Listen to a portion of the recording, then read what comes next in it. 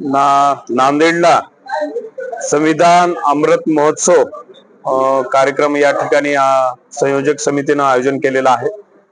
आज आपण बघू शकता की भारताला या ठिकाणी 75 वर्ष त्या डॉक्टर बाबासाहेब आंबेडकरांनी संविधान सादर करून होत आहे आणि अमृत महोत्सवी वर्ष साजरा करताना नांदेड येथील संयोजन समितीने या ठिकाणी निर्णय घेतला की 3 आणि 4 असे 2 दिवसाचा नांदेडला कार्यक्रम घ्यायचा आहे।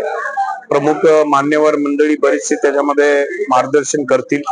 75 वर्ष झाल्यानंतर त्या संविधानाचं सिंहावलोकन या ठिकाणी होणार आहे। त्याच्यामध्ये बुद्धिजीवी वैचारिक लोकांचे विचार त्या ठिकाणी मांडण्यात येणार आहेत।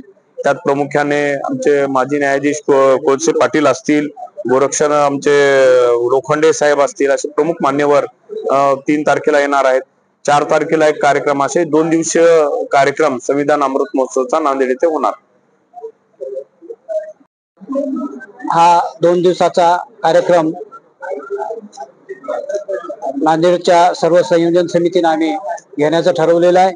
त्या निमित्तानं 2 दिवसाचे भरगच्च कार्यक्रम ठेवलेले आहेत। संविधानाला 75 वर्ष पूर्ण झाले आणि हे 75 वर्ष पूर्ण होत असताना संविधानाला किती खडतर प्रवास करावा लागला आजपर्यंत, आणि याच्या पुढे त्यांचं संविधानाचं भविष्य हे कसं आहे हे आपल्या सर्वांना या परिस्थितीवरून कळत असेल, आणि म्हणून संविधानाचा हा जागर इथे झाला पाहिजे।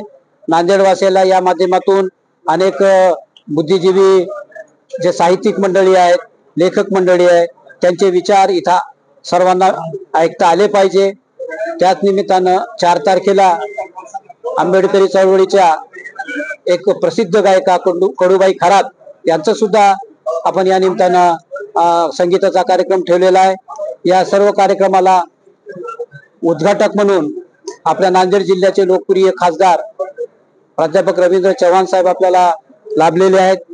आणि आजचं विशेष म्हणजे या पत्रकार परिषदेला स्वतः खासदार साहेब उपस्थित आहेत।